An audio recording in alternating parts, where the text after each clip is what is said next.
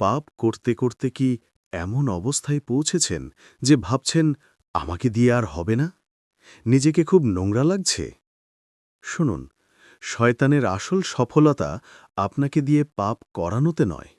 তার আসল গেম হল পাপের পর আপনাকে নিরাশ বা হোপলেস বানানোতে।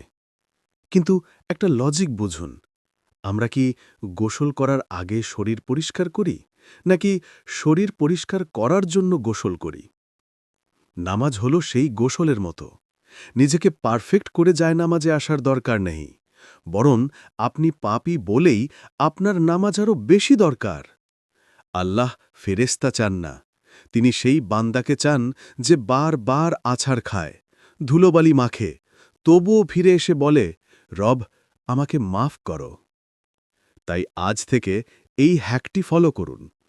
পাপ হয়ে গেলে হতাশ না হয়ে সাথে সাথেই একটা নেক কাজ করুন। পাপকে ওভাররাইট করে দিন।